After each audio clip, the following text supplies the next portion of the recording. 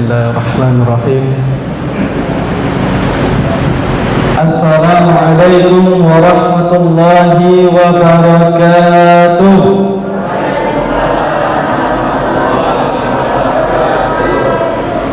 Sepi saja bunyinya yang jawab. Bapak-bapak agak mana tuh? Ibu-ibu di belakang yang agak keras sedikit. Adik-adik maju sini. Adik-adik di depan sini. Anak-anak muda yang masih segar maju depan sini. Begitu cara alim ulama mereka dulu ketika menuntut ilmu di hadapan Rasulullah SAW. Duduk. Izin mungkin yang ini kami lepas saja ya Pak.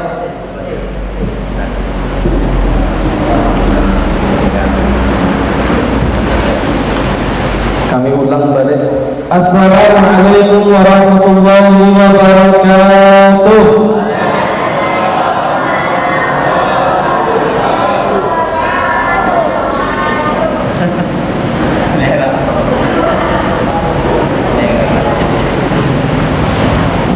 Lebih kencang lagi, lebih baik ya, alhamdulillah.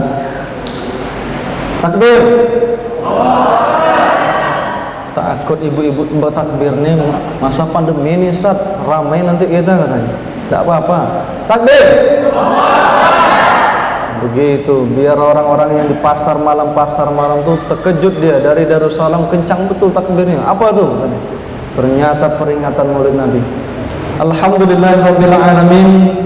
Alhamdulillahilladzi khalaqal mauta wal hayata liyabluwana ayyuna ahsanu amala. Alhamdulillahilladzi khalaqa sab'a samawatin tibaqa thumma istawa 'alal 'arsy. Alhamdulillahilladzi arsala rasulahu bil huda wa dinil haqq liyudhhirahu 'ala dinihi walau karihal musyrikun walau karihal kafirun walau karihal musyrikun. Allahumma salli wa sallim wa barik ala habibina wa maulana al-Mustafa al-akhyar Muhammad sallallahu alaihi wa ala alihi wa ashabihi wa sallam. Qala Allah ta'ala fil Qur'anil Karim, Bismillahirrahmanirrahim. Laqad ja'akum rasulun min anfusikum azizun alaihi ma anittum harisun alaikum bil mu'minina raufur rahim. Wa qala Rasulullah sallallahu alaihi wa ala alihi wa ashabihi wa sallam, ittaqillaha haitsuma kunta wa atbi'is sayyi'atal hasanata tamhuha wa khaliqin nas bi khuluqin hasanin. Amma ba'd. Ibadallah, para jamaah yang dimuliakan Allah Subhanahu wa taala, para pengurus masjid, para alim ulama, para tamu undangan Allah Subhanahu wa taala yang tak dapat kami sebut nama satu persatu, tak disebut gelar satu persatu. Semoga kita semuanya yang kumpul pada malam hari ini Allah berikan keberkahan dalam kehidupannya, amin. Allah lindungi dari segala mara bahaya, amin. Allah angkat segala penyakit, amin. Ayah bunda yang dimuliakan Allah Subhanahu wa taala, pada malam hari ini kita akan membahas seorang manusia, seorang sosok, seorang manusia yang disebut dengan insanul kamil, manusia sempurna di hadapan seluruh makhluk, manusia yang dinanti-nanti di langit pertama hingga ke langit ketujuh, manusia yang dinanti kehadirannya, telah dibukakan seluruh pintu-pintu langit. Dialah Nabi besar Muhammad sallallahu alaihi wasallam, seorang manusia yang senantiasa disandingkan ketika azan berkumandang, manusia yang selalu disebut ketika seorang mengucapkan tahiyat dalam tasyahud awal dan tasyahud akhir ketika salat. Seorang manusia yang saat ini namanya paling banyak dipakai oleh anak-anak laki-laki yang lahir dari kaum muslimin. Banyak nama Muhammad, Pak? Banyak? Ibu, banyak nama Muhammad? Ada yang namanya Muhammad, adik-adik? Ada? Ibu-ibu ada yang ngasih anaknya Muhammad? Ada? Bapak-bapak ada yang namanya Muhammad? Masya Allah. Pak RT kita namanya Muhammad, nama yang mulia Allah berikan. Saat itu bayi tersebut dibawa oleh Abdul Muttalib, bayi yang tidak lahir di dunia melainkan seluruh berhala di Baitullah Al-Ka'bah tumbang saat itu. Maka bayi tersebut ketika lahir dari rahim ibunda tercinta Siti Aminah, digendong oleh kakek tercinta Abdul Muttalib, dibawa ke seluruh hadapan manusia saat itu. Usammihi Muhammad, aku berikan nama anak ini Muhammad. Orang terkejut, kenapa namanya diberi nama Muhammad? Nama yang jarang diberikan. Biasa diberikan nama Khalid, diberikan Zaid, Tha'labah, diberikan nama Sakhr dan yang lain sebagainya.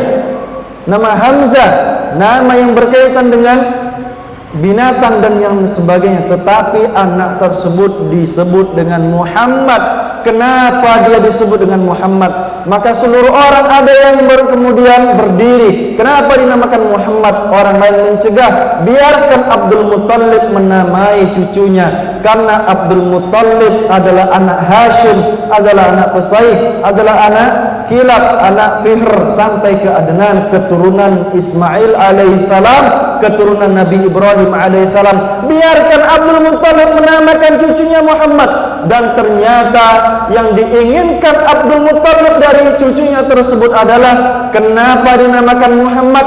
Karena likathri hamdihi, banyak pujian yang terdapat di dalam diri Nabi Muhammad sallallahu alaihi wasallam. Pujian terhadap sifat, pujian terhadap fisik, pujian terhadap akal kecerdasan yang dimiliki oleh Nabi Muhammad, dan kemuliaan yang dimiliki di dunia dan di akhirat di hadapan Allah Subhanahu wa taala. Nabi Muhammad sallallahu alaihi wasallam yang akan kita kaji ayah bunda sekalian pada malam hari ini, seorang nama yang akan kita pakai menjadi salah satu idola di dalam kehidupan kita sebagai seorang muslim. Satu nama yang tak boleh ada manusia lain lebih cinta terhadap dirinya, terhadap keluarganya, terhadap seluruh manusia, kecuali dia cinta pertama kali kepada Allah, setelah itu kepada Nabi Muhammad sallallahu alaihi wasallam. Suatu ketika Umar bin Khattab mengatakan, "Ya Rasulullah, uhibbuka fillah." Aku cinta engkau karena Allah, wahai Rasulullah. Apa yang dikatakan Nabi? Yang dikatakan Nabi Muhammad atas perkataan yang disampaikan oleh Umar bin Khattab, "La ya Umar." Tidak, wahai Umar. Lihat bagaimana Umar bin Khattab, seorang sahabat kedua termulia di antara seluruh para sahabat, tidak dikatakan beriman. Engkau tidak beriman wahai Umar. Hatta akunu ahabba ilaik min kulli syai', sampai aku lebih engkau cintai min nafsik wa min kulli syai', sampai aku dicintai kata Nabi Muhammad dibanding dirimu sendiri dan seluruh manusia. Maka Umar bin Khattab tak sebagaimana orang kebanyakan, ketika mendengar sabda Rasulullah maka dia langsung mengatakan, "Ya Rasulullah, al-an ya Rasulullah, uhibbuka min nafsi." Aku lebih cinta kepada engkau dibanding diriku sendiri, wa min kullin nasi ajma'in, dan daripada seluruh manusia. Maka Rasulullah mengatakan, Al-an, saat ini wahai Umar baru engkau sempurna keimananmu. Seorang manusia inilah yang saat ini akan kita bahas kehidupannya. Di tahun 1493 Hijriah yang lalu, 93 Hijriah yang lalu, di saat Rasulullah pertama kali lahir di tahun Gajah 571 Masehi, 500 tahun setelah lahir Nabi Isa alaihi salam, maka lahir Nabi Muhammad bin Abdullah bin Abdul Muttalib bin Hashim, seorang anak mulia, namun lahir dalam keadaan yatim, dan keyatimannya tidak diinginkan. Seorang anak yang lahir dalam keadaan yang papa, ayahnya meninggal dunia di saat dia lahir, ibundanya meninggal dunia ketika dia berumur 6 tahun. Anak tersebut setelah diberikan nama Muhammad oleh kakeknya Abdul Muthalib, diberikan kembali kepada Siti Aminah. Ketika digendong, Siti Aminah tidak mengeluarkan susu. Dan kebiasaan orang-orang Arab mencari bagaimana anaknya tetap dapat susu dari manusia, dari ASI. Maka dicarilah dari Bani As-Sa'diyah, dari salah satu kampung Arab Badui yang secara kecerdasan luar biasa, secara kebersihan hati tak pernah makan yang haram. Maka datang sekian banyak orang dari Bani Sa'ad agar memberikan upah, agar dapat upah dari susu yang diberikan kepada anak-anak di kota Makkah saat itu. Didatangi satu persatu rumah. Salah satu rumah yang diketuk itu adalah rumah Siti Aminah. Diketuk pintu rumahnya, ditanyakan, "Wahai ibunda, aku ingin memberikan air susuku kepada anakmu yang masih bayi." Siapa bapaknya? Bapaknya Abdullah telah meninggal dunia. Mohon maaf Bu, kami tak jadi. Kami datang ke sini agar dapat upah pula. Pergi kembali. Datang orang kedua, diketuk pintunya. Begitu pula, mana bapaknya? Bapaknya telah meninggal dunia. Mohon maaf Bu, kami akan memberikan susu ketika ada upahnya. Tapi kepada anak yatim kami tak mampu untuk memberikan susu karena tak ada jaminan bahwa setelah memberikan susu akan diberikan upah kepada kami. Anak tersebut tidak mendapatkan susu sampai menangis luar biasa. Sampailah Allah menggerakkan satu keluarga dari Halimah As-Sa'diyah. Halimah As-Sa'diyah saat itu dibawa oleh petunjuk untanya yang kabur. Unta tersebut kurus, keledainya kurus, tetapi kenapa dia tiba-tiba bergegas pergi ke depan pintu Siti Aminah? Diketuk pintunya. "Wahai bunda, maaf, untaku sampai ke pekaranganmu. Ada apakah engkau datang kemari?" "Aku dari Bani Sa'ad. Aku ingin memberikan air susu, tapi tak seorang pun datang karena air susuku sedikit. Maka izinkah engkau kalau aku ingin menyusui anakmu?" Maka Siti Aminah yang telah menanti-nanti anaknya yang yatim tersebut untuk disusui, saat itu ketika dipeluk Muhammad kecil, maka susu Halimah As-Sa'diyah terasa langsung berisi. Unta yang dia bawa langsung berisi susunya. Keledai kurus tersebut langsung gemuk. Seluruh tanaman yang ditanam di kampung semuanya gemuk, semuanya berisi, semuanya berbuah. Sampai orang-orang keheranan kenapa Halimah dan suaminya membawa keberkahan. Ternyata bayi tersebut adalah bayi yang kelak akan diangkat menjadi Nabi Allah Rasulullah sallallahu alaihi wasallam. Bayi tersebut tak diinginkan kehadirannya. Bayi tersebut tak diinginkan keyatimannya. Banyak orang menghindar saat itu, tetapi atas kehendak Allah Subhanahu wa taala tetap diberikan air ASI yang luar biasa, memberikan keberkahan pada kehidupan. Muhammad kecil ketika itu sudah bisa berjalan, sudah mampu merangkak, mampu tertati-tati berjalan.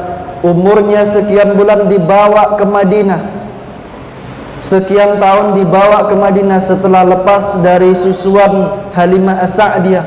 Dibawa ke Madinah untuk melihat makam ayahnya tercinta dulu. Ketika dilihat, kemudian kembali sampai di salah satu daerah antara Makkah dan Madinah, di Abwa. Ibunda yang tercinta merasakan amat pedih, amat sakit dalam tubuhnya. Maka ketika itu dibawa kembali ke Madinah, meninggal dunia. Maka seluruh kerabat ayah Muhammad kecil membawa Muhammad kecil kembali ke Makkah, ke pangkuan Abdul Muthalib, kakek tercinta. Kakek tercinta memberikan seluruh yang diinginkan oleh Nabi Muhammad ketika di tempat majelis pertemuan di Darun Nadwa. Tak seorang pun boleh untuk duduk di tempat Abdul Muthalib duduk, tetapi saat itu Muhammad kecil berlarian dan duduk di tempat tersebut. Ketika itu seluruh orang mencegah agar tidak duduk, tetapi Abdul Muthalib tahu cucunya ini berbeda daripada seluruh cucu yang pernah dilahirkan oleh anak-anak kandungnya. Biarkan Muhammad duduk di tempatku karena dia kelak akan menjadi penguasa di tempat tersebut. Maka Muhammad kecil dipelihara dengan amat sayang oleh Abdul Muttalib. Ketika itu pula meninggal dunia Abdul Muttalib, umurnya sekian tahun, diasuh oleh paman yang tidak seberapa memiliki kekayaan, yaitu Abu Talib, tapi amat cinta kepada anaknya, amat cinta kepada keponakannya Muhammad sallallahu alaihi wasallam. Di antara seluruh anak-anak, Nabi Muhammad adalah orang yang paling bersih tubuhnya, biasa menggunakan pakaian serba putih, rambutnya kalau disisir ke sebelah kanan. Karena Muhammad yuhibbut tayammum, Muhammad kecil suka menyisir ke sebelah kanan, memakai sendal dari yang kanan, masuk ke dalam tempat yang mulia dari kaki yang kanan, dan seluruh yang dilakukan wa fi kulli syai'in yuhibbut tayammun. Rasulullah sallallahu alaihi wasallam suka mendahulukan yang kanan. Rasulullah sallallahu alaihi wasallam masuk dengan melangkahkan kaki yang kanan ke tempat-tempat yang mulia.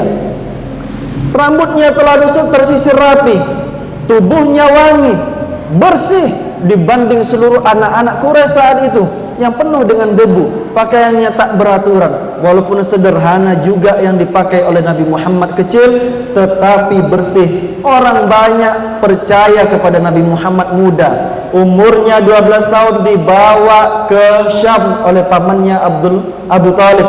Di saat itu dia berdagang, dipanggil oleh seorang pesuruh dari pendeta Buhairah, seorang yang dia sedang bersandar terbaring, tertidur di salah satu pohon bidara. Wahai tuan, tolong panggilkan anak tersebut. Maka ditanyakan kepada Nabi Muhammad, apakah engkau punya ayah? Ya, aku punya ayah. Siapa ini ayahku? Tidak, engkau dusta. Ayahmu, ayah anak ini dikatakan kepada Abu Talib yang mengaku sebagai ayah Nabi Muhammad sudah meninggal dalam kitab yang aku baca. Mohon segera bawa dia ke kampung halamannya, karena kelak banyak orang yang akan mengusirnya, banyak orang yang akan membunuhnya ketika dia telah mengaku sebagai seorang pesuruh Allah Subhanahu wa taala. Maka dia kembali ke Makkah. Orang yang dipercaya hingga umurnya 25 tahun. Mulailah cinta daripada Khadijah muncul kepada Nabi Muhammad sallallahu alaihi wasallam. Seorang yang diberikan gelar Al-Amin dari kalimat alif, mim dan nun. Orang yang diberikan amanah, orang yang dipercaya dalam kehidupannya. Seluruh orang menitipkan barang di rumah Nabi Muhammad sallallahu alaihi wasallam. Sampai orang-orang kafir Quraisy pun, orang yang telah menentang saat umur Nabi Muhammad mencapai 40 tahun, tetap menitipkan barang saking dipercayanya. Maka kapan kebencian kepada Rasulullah sallallahu alaihi wasallam itu datang? Ketika Nabi Muhammad itu berdiri di Bukit Safa, mengatakan kepada seluruh kaum, ya kaum, berkumpullah kemari di Bukit Safa. Ayah bunda yang pernah pergi ke Bukit Safa, antara Safa dan Marwah, pergi ke Bukit Safa, maka di situ dulu Nabi Muhammad berdiri, mengumpulkan semua kaum, mengumpulkan semua saudara-saudara dari Bani Hashim dan Bani Abdul Muttalib. Dikatakan, apakah engkau wahai kaum percaya kalau aku katakan di balik bukit ini ada musuh yang akan meluluhlantahkan Makkah? Maka seluruh kaum mengatakan, ya kami percaya, karena engkau adalah orang yang kami percaya. Engkau kami sebut dengan Al-Amin, engkau orang yang amat kami percaya. Tetapi kemudian Nabi Muhammad mengatakan, ketahuilah wahai kaum, aku adalah Nabi Allah, aku adalah Rasulullah. Maka datanglah penolakan setelah kecintaan yang amat besar datang ke diri Nabi Muhammad sallallahu alaihi wasallam. Kecintaan tersebut luput dari satu hal yang mungkin mengusik ekonomi. Kalau muncul nabi baru, maka seluruh pembesar-pembesar akan tahu bahwasanya kemaksiatan, kesyirikan yang terjadi di kota Makkah akan sirna dengan kehadiran seorang nabi. Maka penolakan bukan datang dari orang yang jauh, bukan datang dari tetangga, datang dari saudara yang amat dicintainya, paman kandungnya Abu Lahab. Mengatakan, ya Muhammad, tabban laka, wahai Nabi Muhammad, celaka engkau. Alihada jama'atana, untuk ini saja engkau kumpulkan kami. Maka bukan Muhammad yang menjawab, Allah yang langsung menjawab dari perkataan Abu Lahab. tabbat yada abi lahabi wa tabb. Sungguh celaka kedua tangan Abu Lahab. Ma agna anhu maluhu wa ma kasab. Tak berguna seluruh harta yang dia miliki. Abu Lahab itu orang kaya, tak berguna kata Allah. Wa ma kasab, dan apa yang dia ikhtiarkan, usahakan dari rezeki setiap harinya, tak berguna sedikit pun.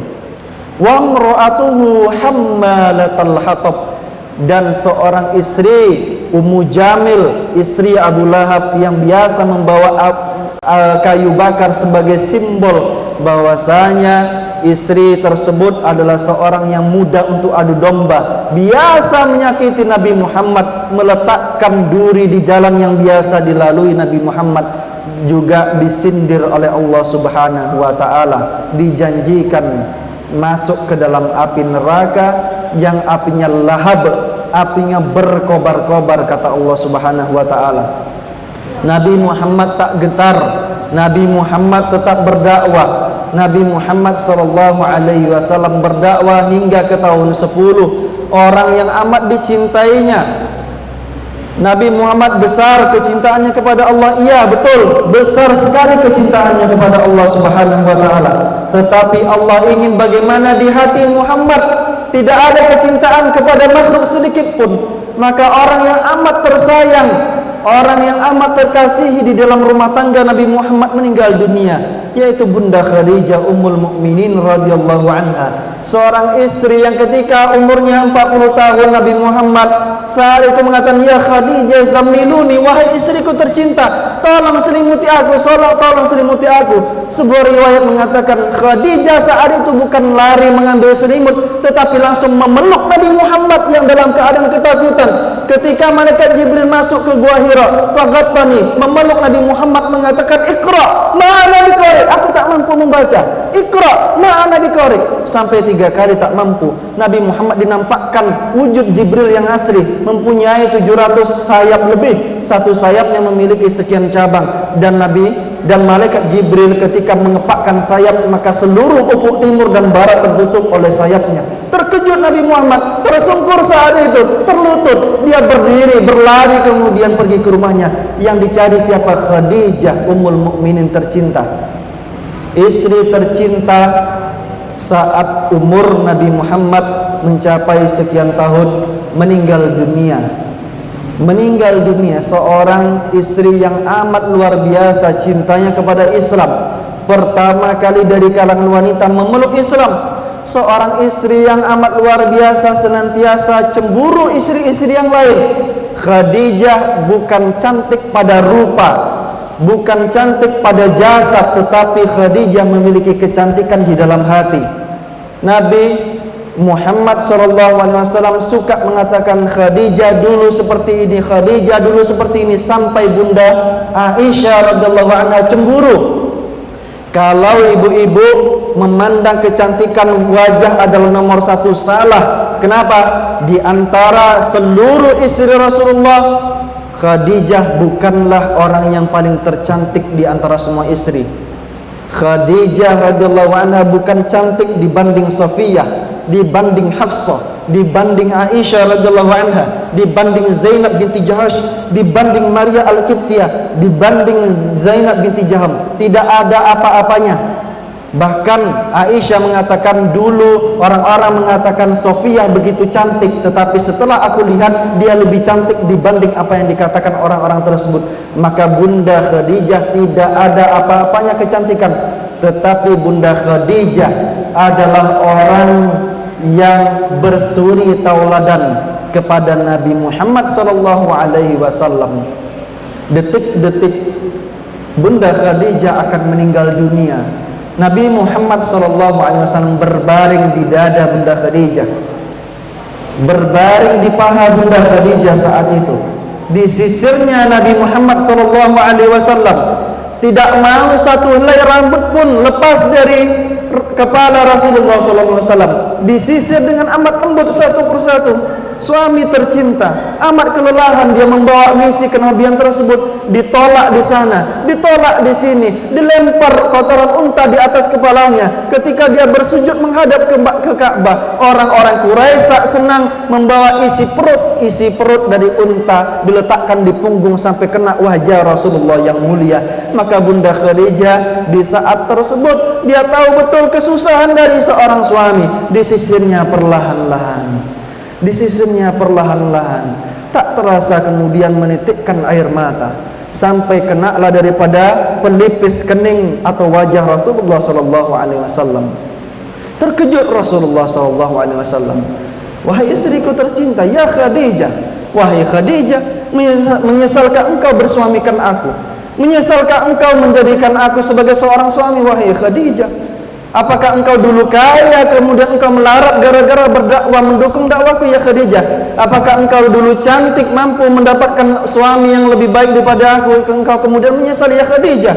Menitikkan air mata. Maka apa yang dijawab oleh Bunda Khadijah, orang yang bersuri tauladan erat kepada Rasulullah SAW, tahu misi kenabian adalah misi akhirat, bagaimana dia agar dicintai di langit bukan hanya dicintai di bumi. Maka Bunda Khadijah mengatakan, tidak wahai suamiku tercinta, tidak wahai Muhammad, aku menangis ini oleh sebab aku tahu misi engkau agar bagaimana orang-orang di sekitar Masjid Darussalam memeluk Islam, agar bagaimana orang-orang di kota Riyadh memeluk Islam, oleh bagaimana orang-orang di seluruh dunia memeluk Islam, mengatakan la ilaha illallah wahdahu la syarikalah.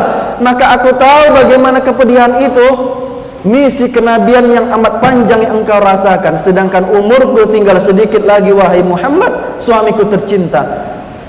Kalau di saat-saat aku kemudian meninggal dunia, sedangkan Islam belum sampai ke seluruh negeri, maka gali kuburanku, ambil tulang belulangku, tolong sambung setiap tulang belulangku tersebut untuk sampai dari satu pulau ke pulau yang lainnya.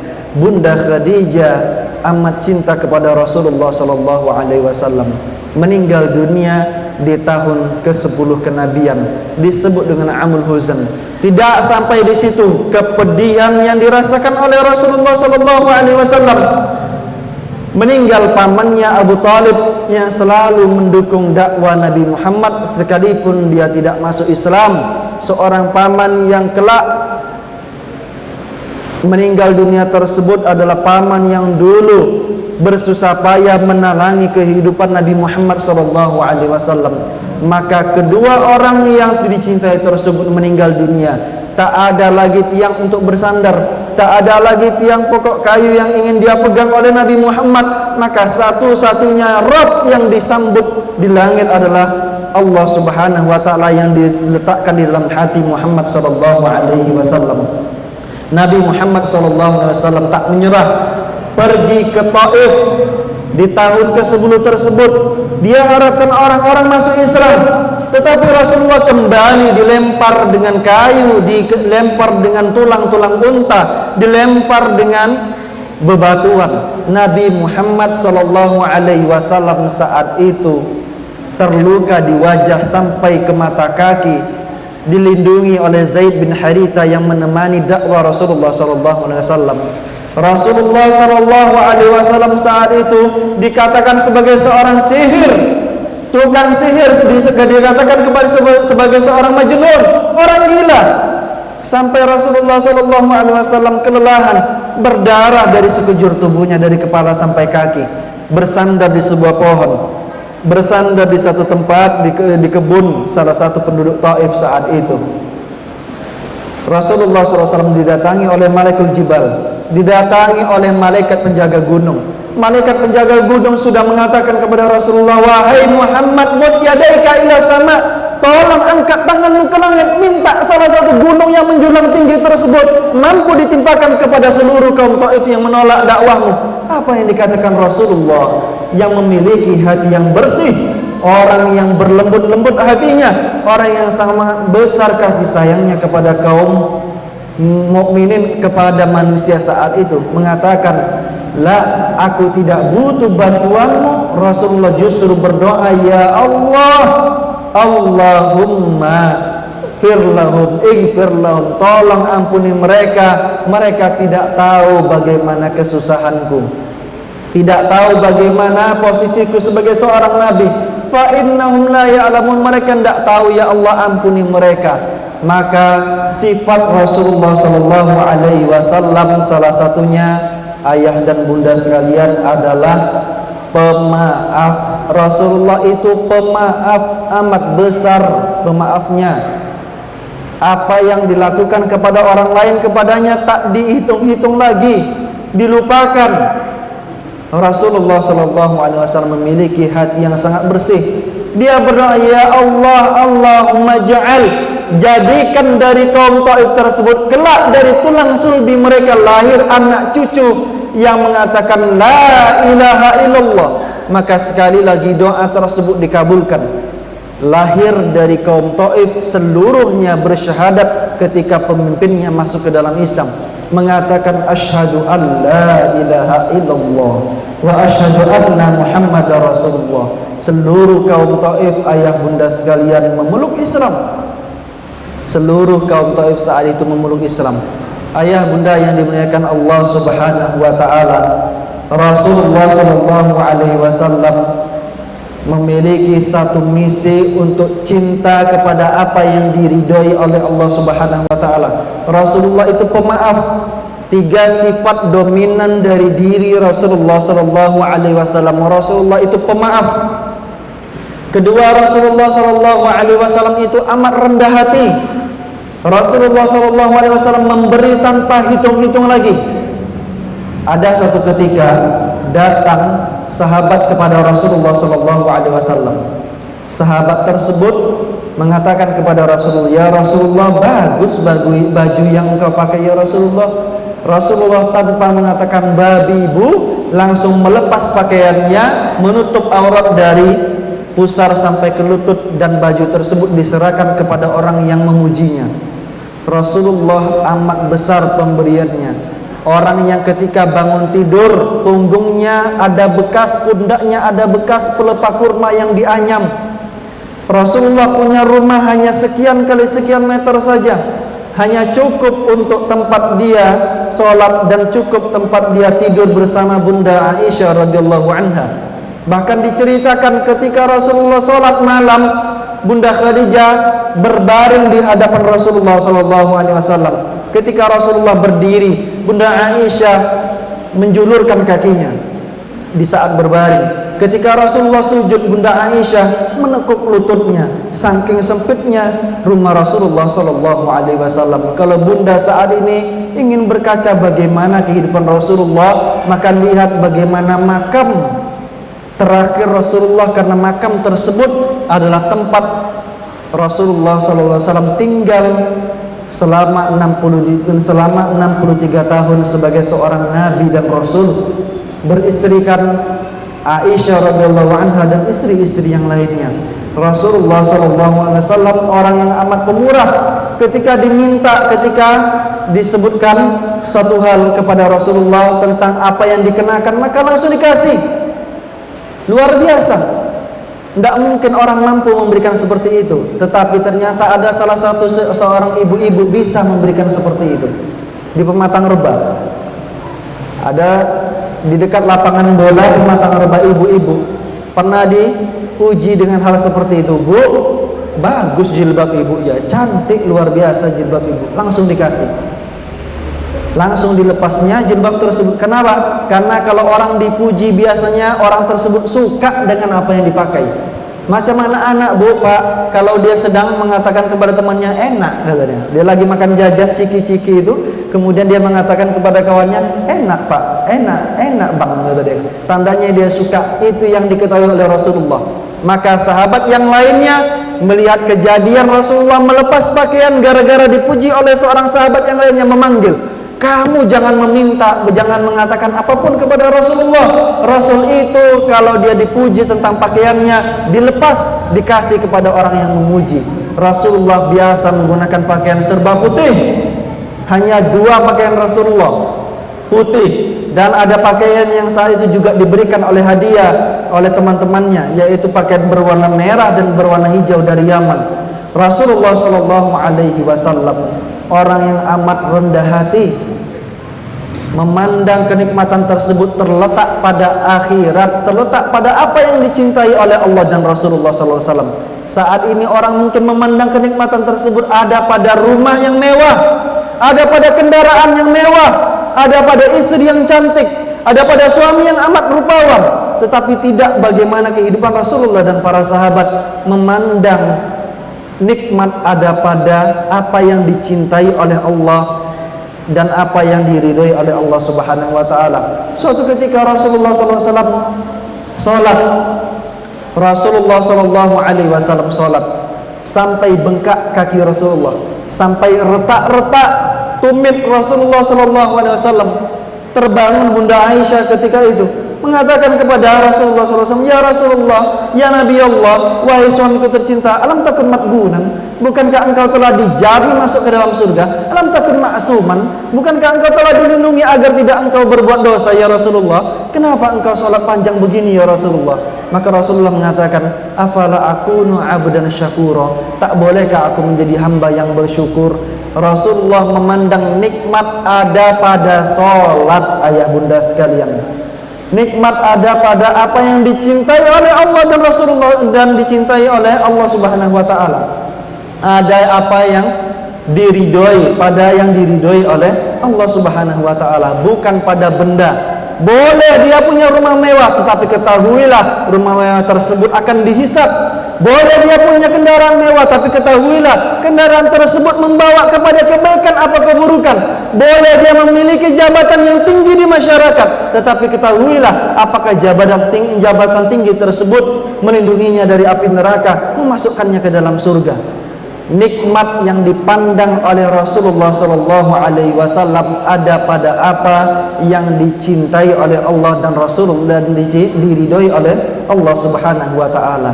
Maka kita lihat kehidupan Rasulullah, rumahnya amat sederhana luar biasa. Hanya sekian kali sekian saja. Silakan ayah bunda buka HP, lihat YouTube makam Rasulullah. Rumah Rasulullah sallallahu alaihi wasallam hanya sekian kali sekian meter, 3 kali 6 meter kira-kira. Disekap ketika Rasulullah telah dimakamkan, Abu Bakar dimakamkan sedikit ke bawah, dan dimakamkan pula Umar bin Khattab. Ketika Umar bin Khattab dimakamkan di sisi Abu Bakar As-Siddiq radhiyallahu anhu, maka Bunda Khadijah menyekat rumahnya, dan tempat tidur tersebutlah sisa tempat Bunda Aisyah radhiyallahu anha tinggal bersama Rasulullah sallallahu alaihi wasallam. Tidak tersisa kecuali hanya beberapa kendi dan gelas di rumah Rasulullah sallallahu alaihi wasallam. Saat ini betapa banyak orang-orang yang bermegah-megahan, betapa banyak orang-orang yang dia memiliki rumah yang amat mewah, kendaraan yang amat mewah, tetapi sesuatu tersebut ternyata menjauhkan dari Allah. Boleh memiliki semua yang dicintai oleh manusia, semua yang dimiliki dari ladang-ladang, dari kendaraan, dari kuda-kuda yang mewah, dikiaskan menjadi kendaraan yang mewah, boleh, silakan digunakan. Tetapi ingat, semua tersebut juga pernah dimiliki oleh para sahabat dan Rasulullah. Namun Rasul mengatakan, namun Nabi dikatakan kepadanya oleh malaikat Jibril alaihissalam, "Ya Rasulullah, wahai Muhammad, ismasyi'ta, hiduplah sesukamu, fa innaka mayyit, tetapi ketahuilah engkau akan meninggal dunia, engkau akan mati." Maka ayah bunda sekalian, inilah bagaimana kehidupan Rasulullah sallallahu alaihi wasallam. Orang yang amat pemaaf, orang yang amat pemberi, orang yang amat tawaduk, rendah hati dalam berkehidupan. Orang yang meletakkan cinta terdapat pada apa yang diridhoi dan dicintai oleh Allah Subhanahu wa taala. Saat ini betapa banyak orang-orang melakukan Maulid Nabi tanah lapang. Orang-orang melakukan Maulid Nabi di masjid-masjid yang besar, di masjid jami, di masjid raya, begitu mewah. Sambutan-sambutan demi sambutan dan ceramah demi ceramah disampaikan. Tetapi ketika bubar daripada kajian tersebut, bubar daripada tausiah tersebut, ketika azan berkumandang asyhadu an la ilaha illallah wa asyhadu anna Muhammadar Rasulullah, hayya 'ala shalah, hayya 'alal falah. Orang-orang ketika dia sedang memasak, orang-orang ketika di kantor, orang-orang yang sedang sibuk mengetik tugasnya di sekolah mengatakan, sudah azan, kok cepat betul adzannya. Bukan sebagaimana Rasulullah yang rindu dia berjumpa dengan Allah di setiap solatnya, mengatakan kepada Bilal, ya Bilal, arihna bis solat, tolong istirahatkan kami ketika solat. Karena di solat itu adalah hubungan antara manusia kepada Allah. Ketika seorang hamba mengatakan alhamdulillahi rabbil alamin, maka Allah mengatakan hamidani abdi, hambaku telah memujiku. Ar-Rahmanir Rahim, yusni alayya abdi, hambaku telah memuliakanku. Maliki yaumiddin, majinani abdi, hambaku telah menjadikanku orang yang mulia, zat yang mulia di hadapannya. Iyyaka na'budu wa iyyaka nasta'in, hadza baini wa baina abdi, ini antara aku dan hambaku wali abdi masa'al, dan bagi hambaku yang senantiasa mendatangi salat, baginya apapun yang dia pinta. Ihdinas siratal mustaqim, siratal ladzina an'amta 'alaihim ghairil maghdubi 'alaihim waladdallin. Hadza baini wa baina abdi, ini antara aku dan hambaku wali abdi masa'al, dan bagi hambaku apapun yang dia pinta ketika dia juga memenuhi salat-salatnya. Para jamaah, ayah bunda yang dimuliakan Allah Subhanahu wa taala, pada malam hari ini kalau kita menyatakan cinta kepada Rasulullah, menyatakan Rasulullah adalah idola di dalam kehidupan kita, maka buktikan dengan tindakan. Bukan dibuktikan hanya dengan perkataan, bukan hanya dibuktikan dengan sesumbar aku cinta Rasulullah, tetapi buktikan dengan setiap langkah kita memakmurkan masjid, dengan setiap harta kita yang dijadikan bangunan-bangunan rumah Allah, dijadikan tempat-tempat beribadah, dijadikan tempat pendidikan SMP, SMA, pondok pesantren yang berasaskan Islam. Jadikan harta-harta tersebut sebagai kendaraan seorang muslim menuju Allah ketika melewati titian siratul mustaqim yang lebih tipis 7-9 kali dibanding rambut, lebih tajam dibanding pedang. Jadikan seluruh harta dan jasad jiwa raga ini sebagai landasan agar cepat kita menuju Allah Subhanahu wa taala. Allahu a'lam bisawab. Ini ayah bunda sekalian yang dapat kami sampaikan. Lebih dan kurang semoga dapat mengambil iktibar pada peringatan Maulid Nabi, bagaimana kehidupan Rasulullah sallallahu alaihi wasallam. Kami akhiri dengan bacaan hamdalah dan kifratul majlis. Alhamdulillahirabbil alamin. Subhanakallahumma wa bihamdika asyhadu an la ilaha illa anta astaghfiruka wa atubu ilaik. Assalamualaikum warahmatullahi wabarakatuh.